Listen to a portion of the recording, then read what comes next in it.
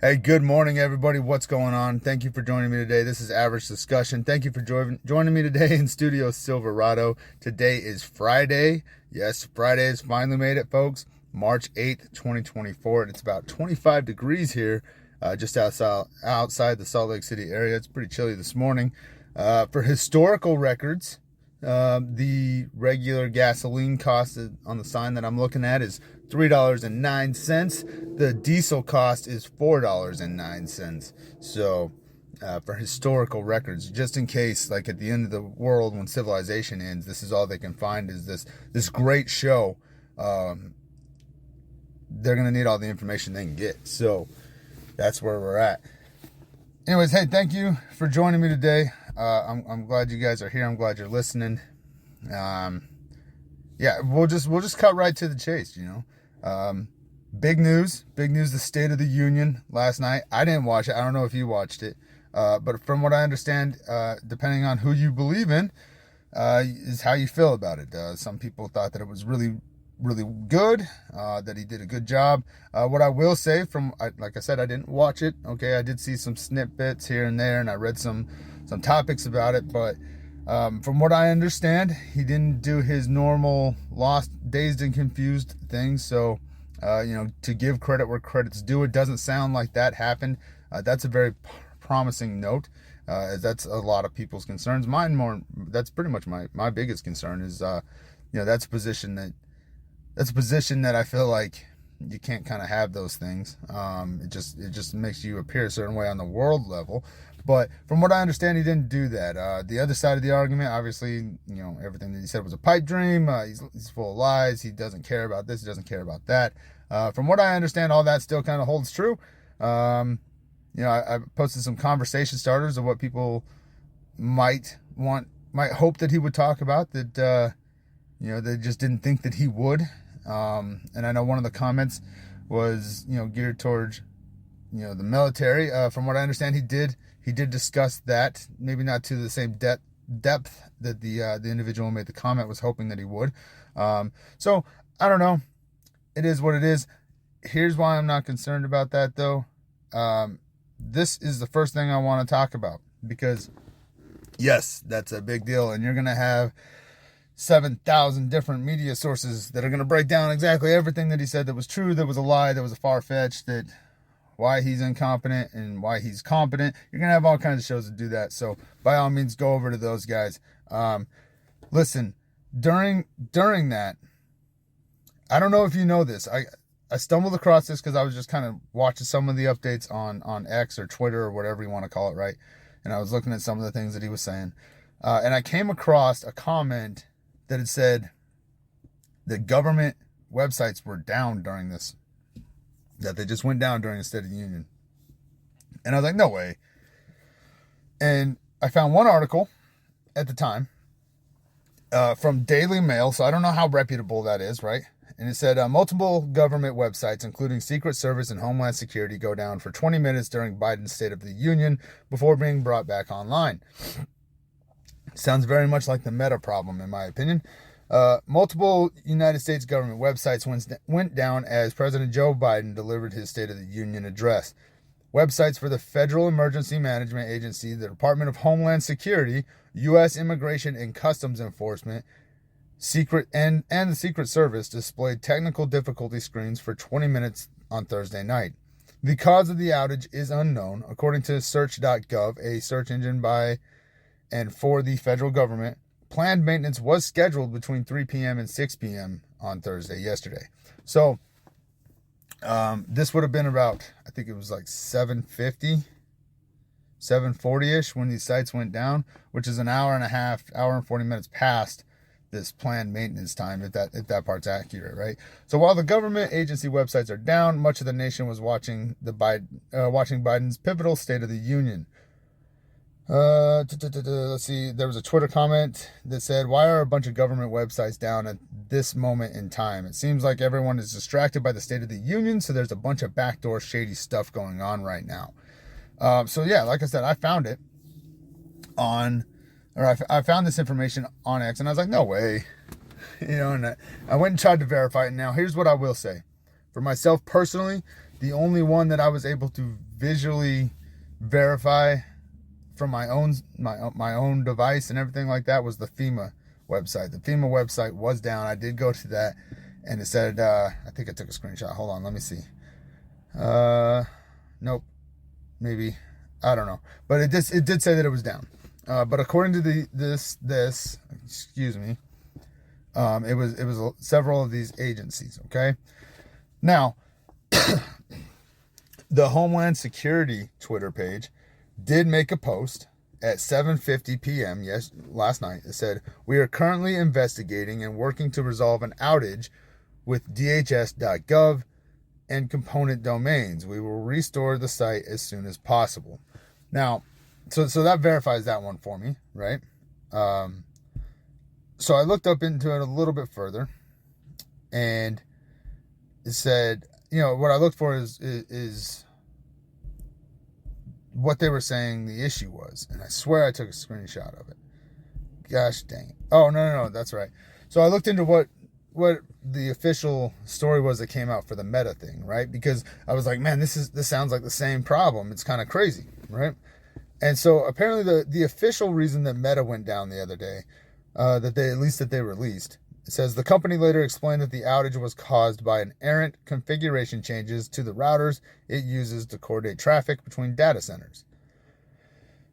I'm not a technical guy like that, okay? That's not my thing, so I had to look up a few things. And, I looked up what is the primary reason for configuring a router. And it says to make your network complete.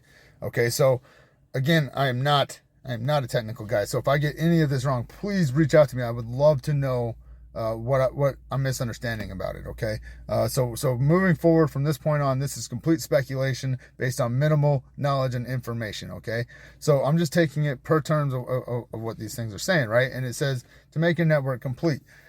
So I'm thinking to myself, okay, we have the cell phone thing not too long ago, right? AT&T's problem, and I didn't look into what that was. So I don't know if it's connected, but I'm just trying to, maybe I'm connecting dots that aren't there, right? But I'm just thinking outside the box here, okay? This is complete speculation. By no means am I saying that this is exactly what's happening, okay? But I do. I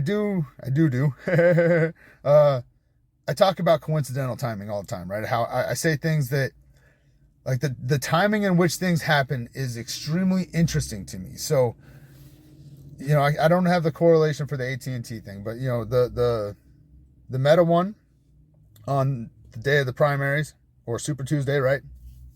And now your government sites literally during the State of the Union address.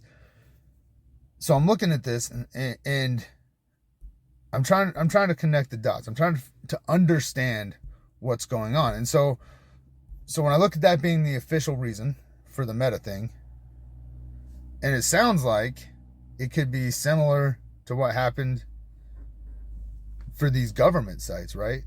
I'm wondering if they're trying to connect to each other, right? If there's like some new system that we don't know about that basically draws information and connects to all these sources to compile data, probably to be used to decipher with AI, would be my guess, right? To enhance and look for, keywords or whatever, right?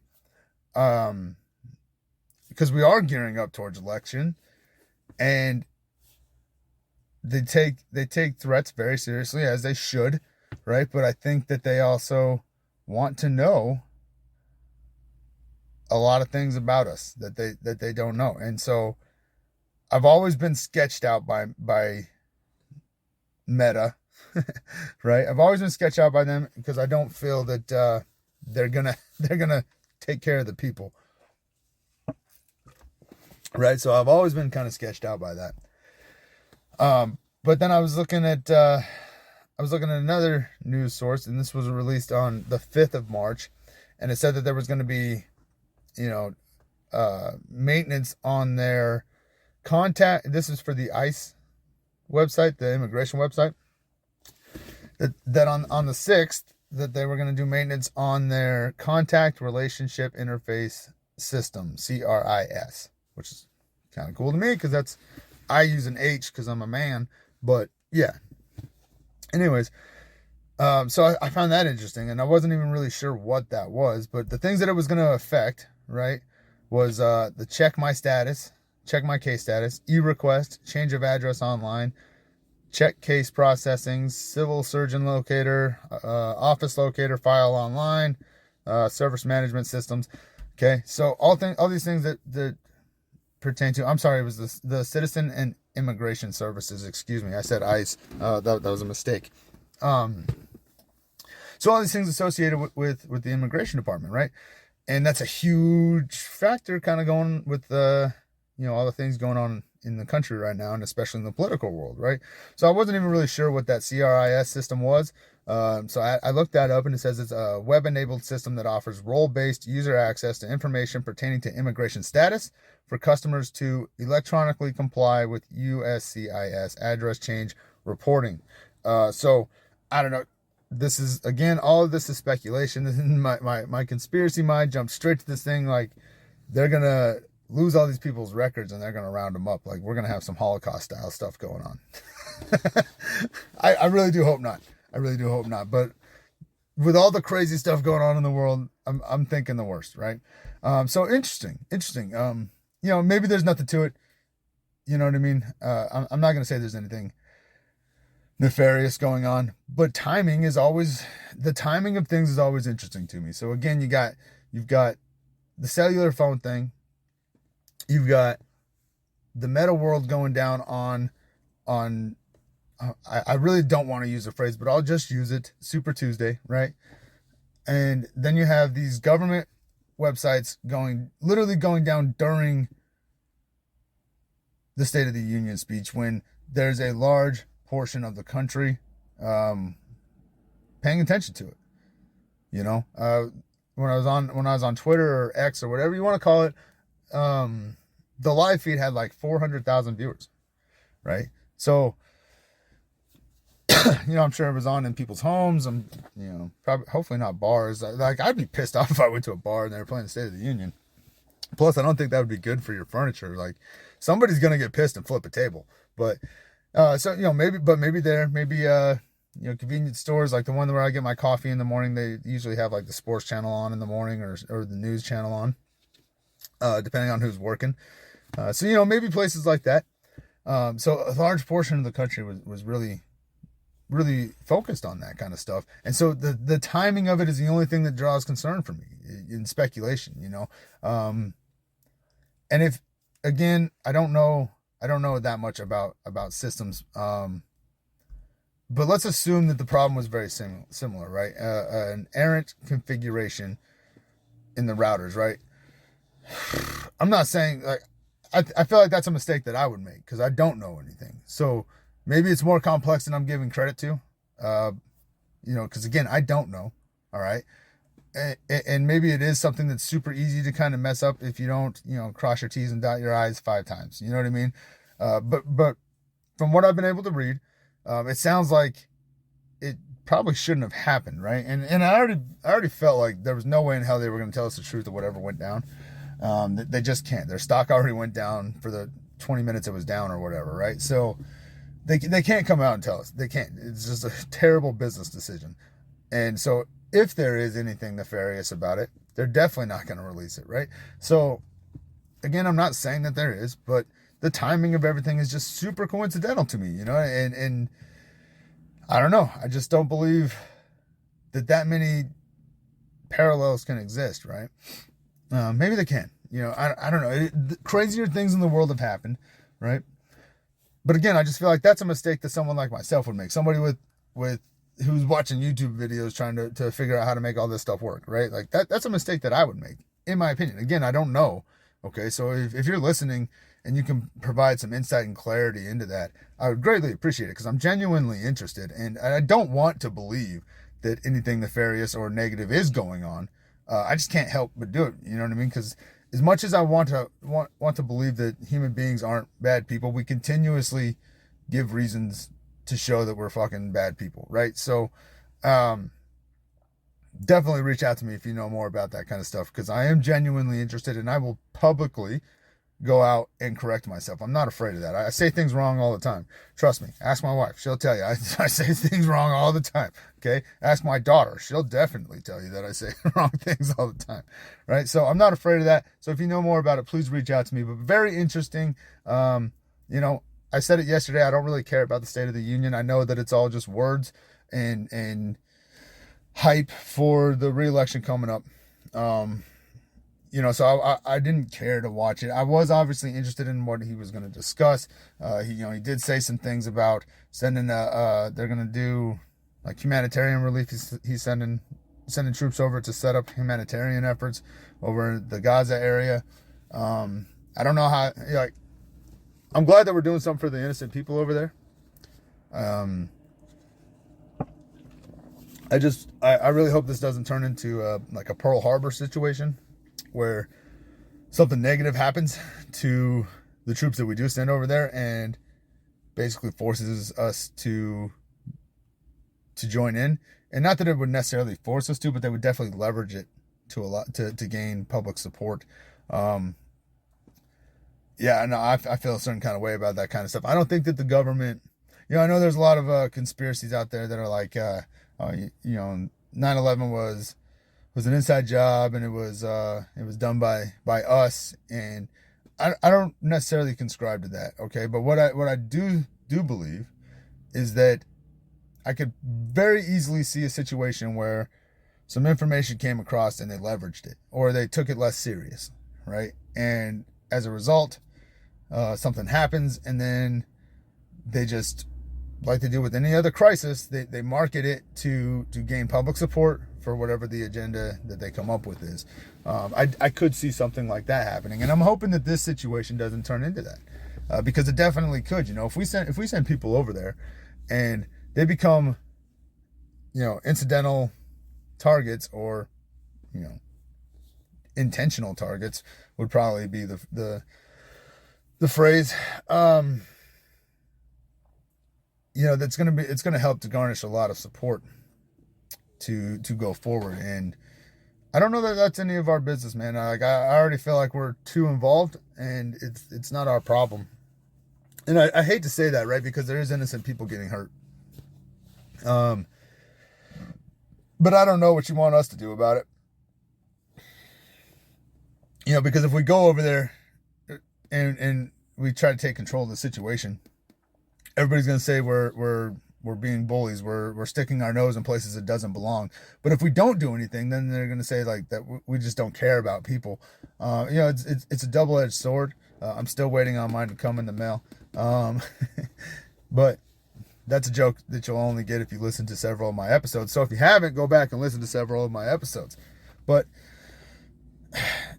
it really is, though. It's if we get too involved, then we're being bullies. We're trying to strong arm our way into things. But if we do nothing, then we just don't care. And I think that's pretty unfair, considering the United States, no other country gives the amount of aid globally that the United States does.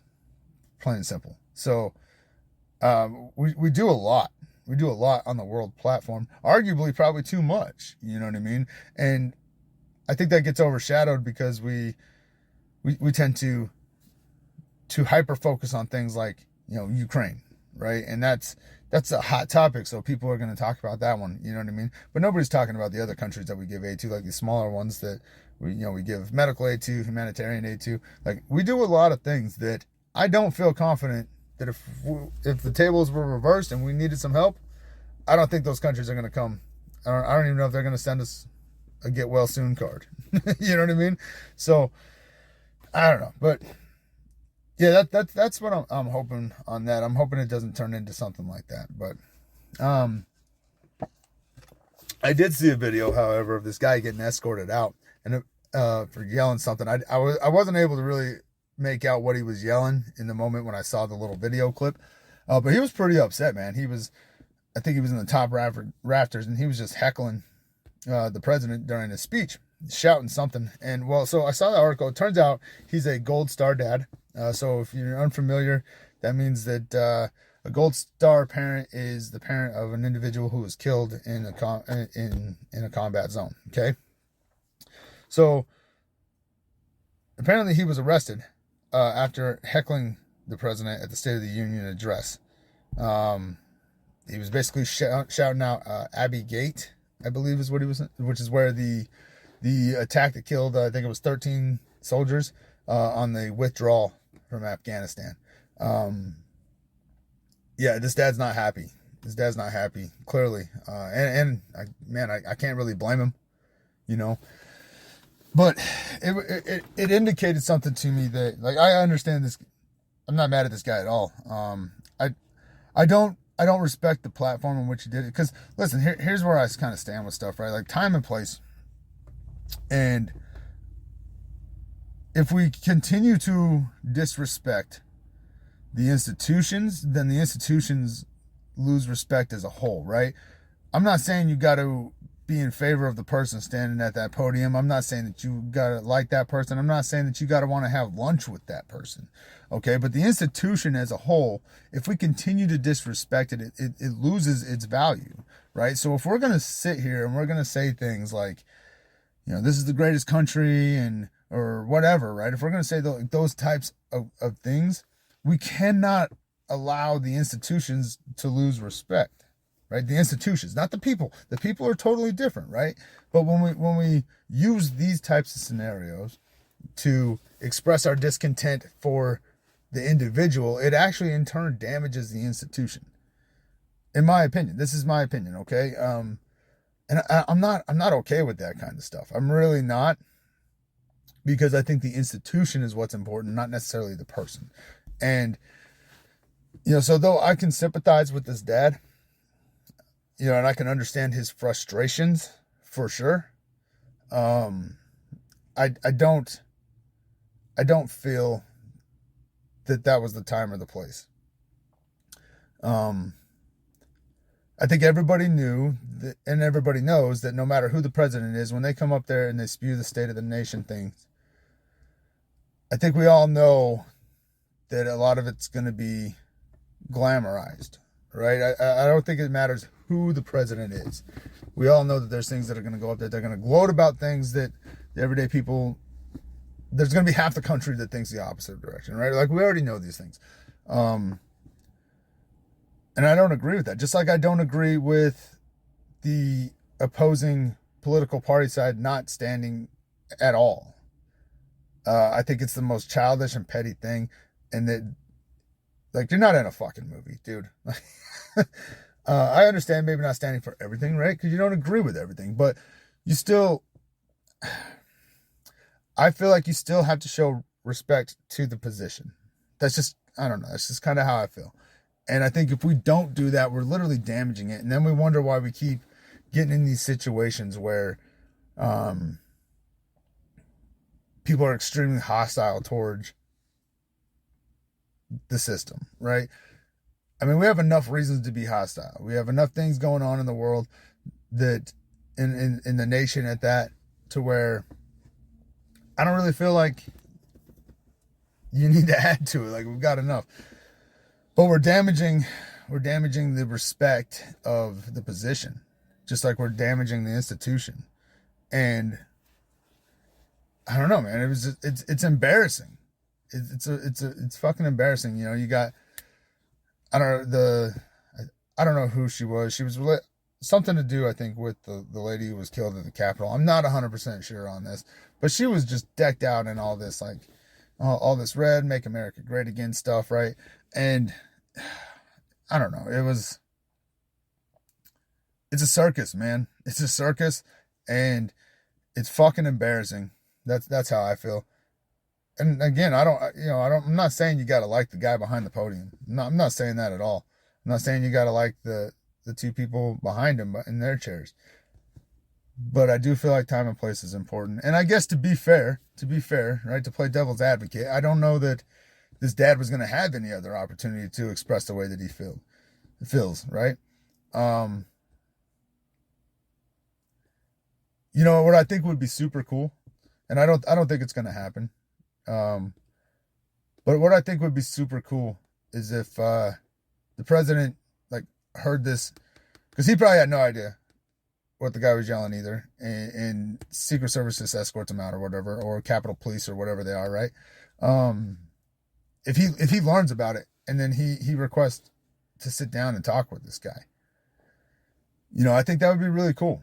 I don't think it's going to happen, but I think it would be cool, because listen, it's one thing to have frustrations, right, and to have disagreements. But clearly the biggest problem is that we don't facilitate a good opportunity to clear the air on this kind of stuff. And with the things that the president has to worry about, this guy's problems are minute to that. You know what I mean? But I think from a man-to-man aspect, I guess you could say, I think that would be pretty cool. I think it would go a long ways too. What would suck though is that I'm not saying do that to garnish votes, and that's what I think it would turn into, right? That's the unfortunate side. But I think on a man-to-man conversation, like things happen, especially in combat zones. Things happen that are a byproduct of a goal that was the best option that we put forward, right? And hindsight's always 20/20, and you can always look at things and you can always be like, yeah, we should have done this differently. But once that goes into motion, you got to understand it doesn't matter. Like once that goes into motion, you just execute, and you deal with the aftermath after, and that sucks. That sucks. It really does suck. I'm not trying to downplay the feeling of that, but that's the way it is. And I think some clarity on behalf of the person that he's putting the blame on, which I don't know that I could put the blame on him. Like, yes, obviously he's the commander in chief, right? But do you really think that was his plan?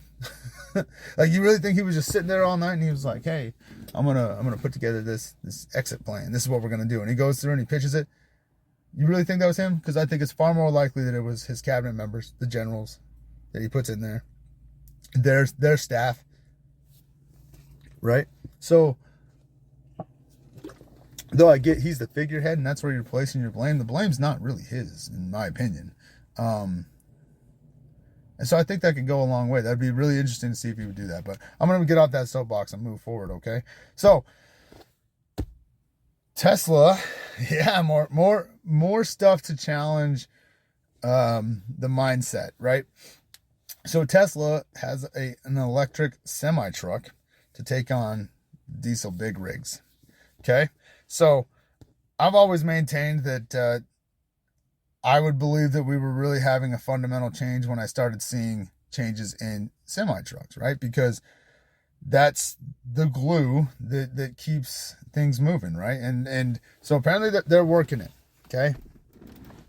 Not gonna lie, it's pretty interesting design. For whatever reason, they have the little trunk thing on the front, the hood thing. It looks more of a cab over, but it has a little bit of an extended nose. Very interesting. But let's look at some of the stats on it, okay? It says it's not your ordinary big rig. It is a beast that can outperform any diesel truck on the road. It can accelerate from 0 to 60 in 20 seconds fully loaded and maintain highway level speeds even up steep grades.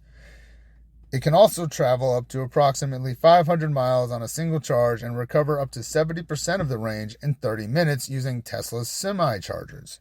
It runs on 3 independent motors on rear axles. Okay, so the range, I don't know how that correlates, but if I recall correctly, and this has been several years, okay, so I'm probably completely wrong about this, but from what I understood, those dual tank systems on the trucks, I want to say somebody told me at one point that they were getting like 700 plus miles out of those, out of the fuel systems.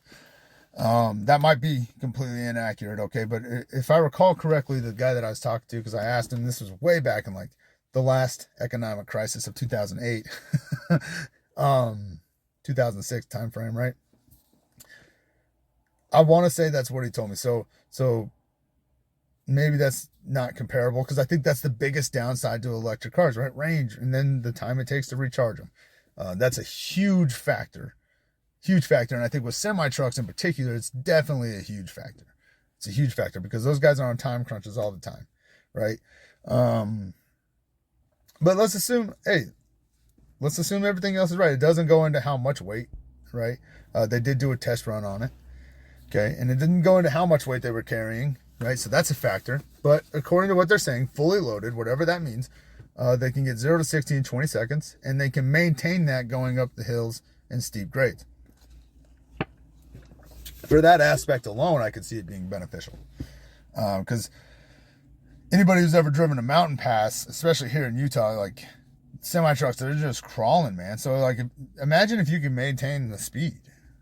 You know, obviously wear and tear is going to be a problem. I would think.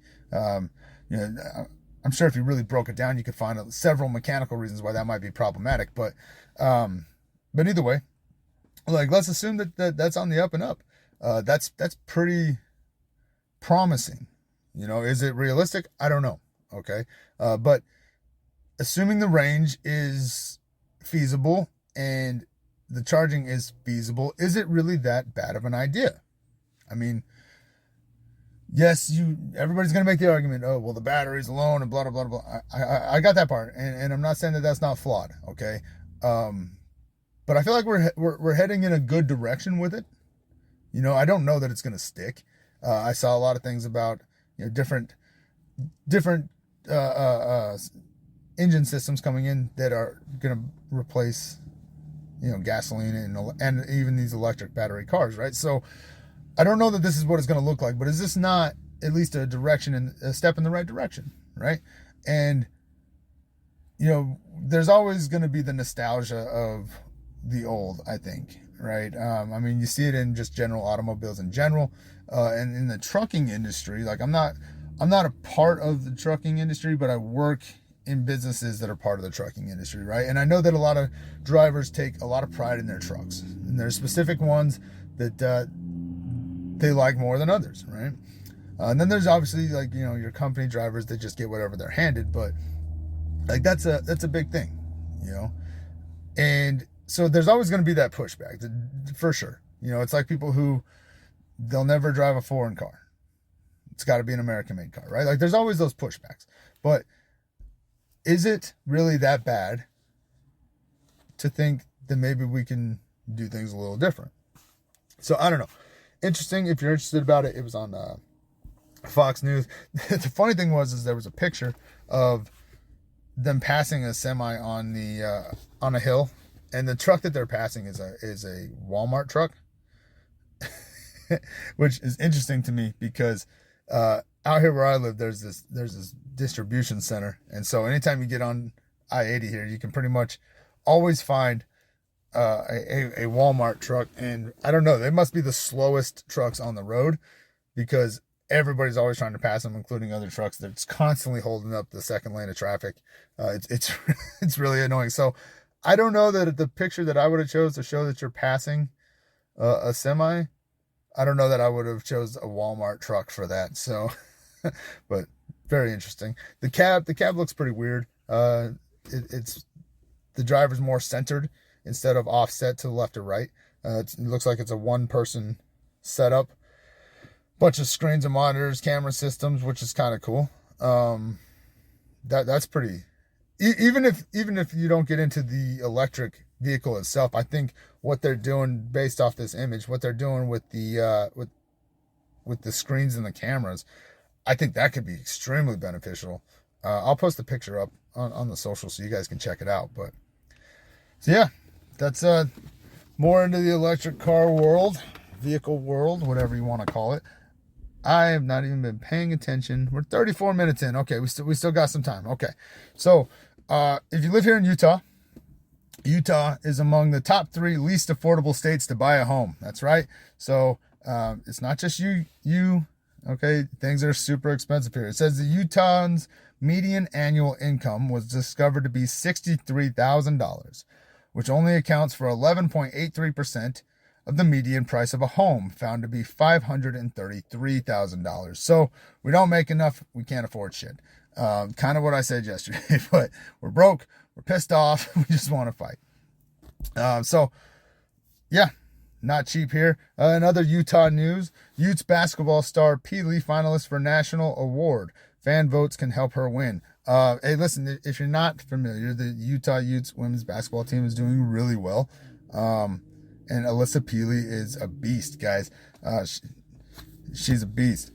And it's kind of like watching, I don't want to compare their styles, okay, but I just want to compare this expression, okay? Like when I watched Jokic, it was extremely impressive to see the way that he was able to move for how big he was, and I get very similar vibes watching her in that regard, right? Like it's impressive the way that she's able to contort her body to get to some of these shots. It's really impressive. She's a beast on the boards. She can nail threes. She's all around good player. But she's a finalist for an award there. So if you want to vote for it, I was trying to get the link.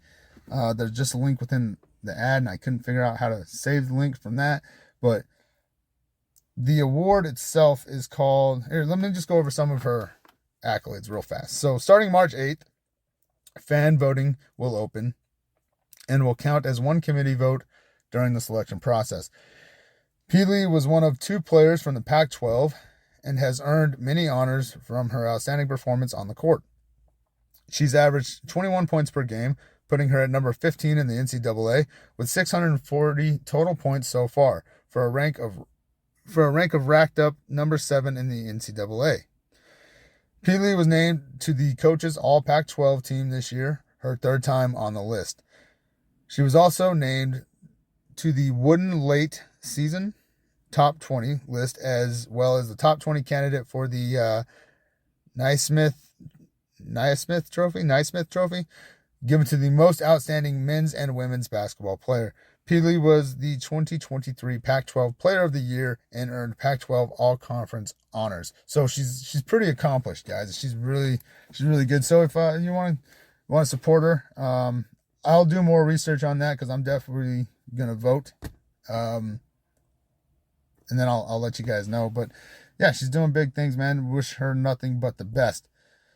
A man is suing Las Vegas strip resort. Not the strip clubs, okay, just a Las Vegas strip resort, claims scorpion stung him in the genitals. Yeah. So apparently, this guy, he was sleeping or laying in the bed or whatever, and he felt a sting on his genitals. And he's like, well, what is that? Goes down, he feels it again, and lo and behold, there's a scorpion on his underwear, and it stung him in the genitals. So he files an emergency claim or whatever with the hotel management. He feels extremely disrespected by them, that they didn't care. What are they supposed to do? And so now he's suing them. And then I guess there was some research that said that this wasn't the first time that an individual had been stung by a scorpion at that resort. All I'm going to say is you're in the frickin' desert, man. And you can't account for what people do during their leisure time. Right? Now, is that to say that this scorpion wasn't in the hotel? I don't know. And maybe they do have a problem, and that's something that I would hope that they're looking into and taking seriously, right? But again, inherent risks. Like I can't be mad when I go to the desert and I find a desert scorpion. You know what I'm saying? I don't know. I can't be mad. And again, how do you tell, unless you find like a nest of them or something, how do you tell that you just didn't pick that up out seeing the sights, right? Like it didn't just climb up on your pants or something like that, and you just never saw it. Like that's a real thing too. Or it just got into your backpack that you sat down to take a picture or something. You know what I'm saying? Like that kind of stuff happens. And again, you're in the desert. So I don't know. It is what it is. But you didn't know, that's not necessarily local to Utah, but Las Vegas is close enough. They always try to lump it in. And then last but not least in the news, if you did not know, this Sunday, I believe it is, the time changes. All right. So U.S. daylight savings time. And so I found this article, and it was talking about why we kept it. Right. And so I kind of wanted to go over that because it's kind of interesting. So yeah, Sunday of March, the second Sunday of March at 2 a.m. Clocks in most of the United States and many other countries move forward. All right, so we're going to lose some time. All right. But the current March to November system the U.S. follows began in 2007, but the concept of saving daylight is much older. Daylight saving time has its roots in train schedules, but it was put into practice in Europe and the United States to save fuel and power during World War I, according to the U.S. Department of Transportation's Bureau of Transportation Statistics. Pro tip, it's daylight savings time with that part's not even relevant. All right, reasons for daylight savings time. It says the U.S. kept daylight savings time permanent during most of World War II. The idea was put in place to conserve fuel and keep things standard. As the war came to a close in 1945, Gallup polls asked respondents how we should tell time. Only 17% wanted to keep what was then called wartime all year. During the energy crisis of the 1970s, we tried permanent daylight savings time again in the winter of 1973 to 1974. The idea again was to conserve fuel. It was a popular move at the time when President Richard Nixon signed the law in January 1974. But by the end of the month, Florida's governor had called for the law's repeal after 8 school children were hit by cars in the dark. Schools across the country delayed start times until the sun came up. So why do we need daylight saving time? Well, studies over the last 25 years have shown the 1 hour change disrupts body rhythms tuned to Earth's rotation, adding fuel to the debate over whether having daylight savings time in any form is a good idea. The issue is that for every argument, there is a counter-argument. There are studies, for example, that show we have more car accidents when people lose an extra hour of sleep. There are also studies that show robberies decline when there is an extra hour of sunlight at the end of the day. We also know that people suffer more heart attacks at the start of daylight savings time. But what about our mental health? People seem to be happier when there's an extra hour of daylight. Of course, there's the economy, which pays for all the outdoor fun in the sun. Although saving energy was often put out as a reason to have daylight savings time, the energy saved isn't much, if anything at all. So that's the news wrap. That's I'm gonna finish up the news part of the show today. But yeah, just a little bit of history about daylight savings time. What do you guys think? I could carry it either way. I'm one of those people that if it was natural to get up early, the sun would get up earlier. Like that's kind of how I feel. And I don't know.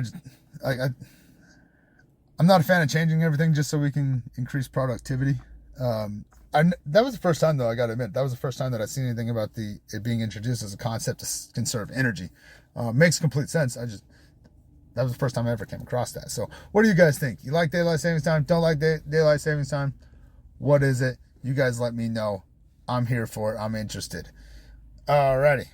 So, in sports news, though, I'm going to cover this. Apparently, Russell Wilson has been released from the Denver Broncos, excuse me.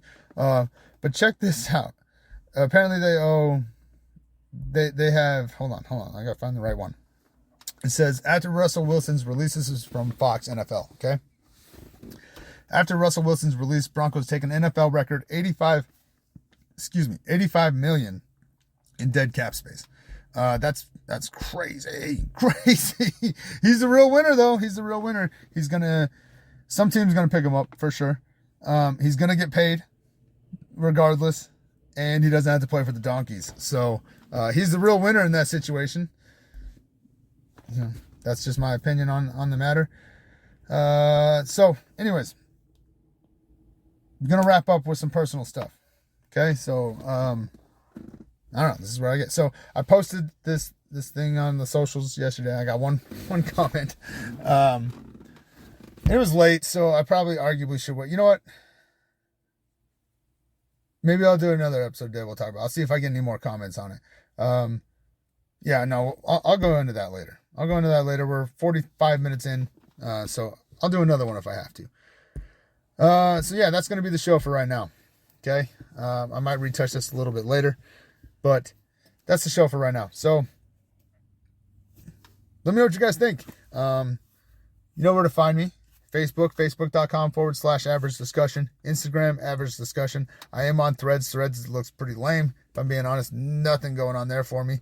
on Twitter or X at AVG Discussion. Find me at all those spots. You get my YouTube channel's Average Discussion. If you like the show, don't like the show, bitches, gripes, complaints, death threats, all those things, you can email me directly at averagediscussion@gmail.com. Go straight to my phone. Let's see. Anything else? No, I think that's pretty much it, guys. So I hope you enjoyed the show. I hope I didn't get too far off into the political stuff. I really am trying not to talk about that kind of stuff because I do get worked up about it. And I say a lot of things that are probably not good because it's highly emotional. You know what I mean? And I say a lot of things that I probably had to kind of come back on. And I know that's not everybody's cup of tea. People don't like people who come back on what they say. But you know what? I look at it like that's growth. I'm confronted with new information all the time. And sometimes that changes my perspective on things. And I don't feel like that's anything that's too out of control, right? But I do try to avoid the politics side of it because it can be highly emotional. But at the same time, it is a huge part of our day-to-day lives. We go through these things. We're all byproducts of their decisions. So not paying attention to it is kind of irresponsible to a degree, right? Like, I think there's a level of being too engulfed in it that can be extremely unhealthy. But to be completely ignorant to it, I think is irresponsible on our behalf, because again, it does affect us. Maybe not on a massive level all the time, but it is a big part, and I think it's okay to have conversations about it. I just wish that people had more actual conversations about it instead of just one-sided discussions where there's no mediation, there's no coming together, there's no compromise or understanding, right? I think that's really where we're failing as people. We're just so dead set on there can't be any other way but our way, and I don't think that matters on which side of the spectrum. So I hope I didn't bore you too much. I hope I didn't get too out of control with it like I did yesterday. I realized listening back to that, my language is very very aggressive on that, and I don't know that that's needed. So I kind of apologize for that. Like, I'm not mad that I said what I said, but I apologize for the way that I presented it. That's probably the best way to put it. I apologize for the way that I presented it, because I am open to the dialogue of it. And if you listen to that episode, I don't think you would be able to believe that that's something that I'm willing to be open-minded about. So I don't apologize for what I said. I apologize for how I presented it. But anyways, I will do another one to discuss what I wanted to wrap this up with, because again, I don't want to be one of those guys that does a 3-hour podcast. And not that there's anything wrong with that. It's just really hard to follow for a lot of people, I think. So that's where we're at. Again, please reach out to me. Let me know what you think. Let me know if you want to be on the show. So I did get, I got to get it all set up, but I had somebody reach out and says that they want to get together and talk about some stuff. So I'm excited for that. I just got to figure out how we're going to do this, because I don't have a whole production studio. So I got to figure out the best way to do it. And I'm looking forward to that. So if you want to be on the show, if that's something you're interested in, conversation, please let me know. I've got some ideas in my brain I got to fine tune, but I want to start trying to use this to maybe better my community a little bit. So I'm looking for people who maybe, I don't want to say necessarily small business, right? But I think that's a good start. And not only do I feel like it'll be beneficial for me,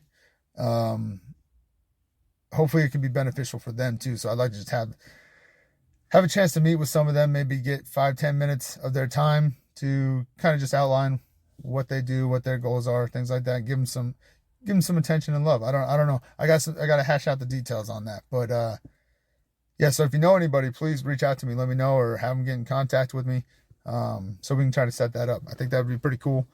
And I think it'll fill that void of me trying to connect with people. So, help me, help you. You help me, I help you, whatever.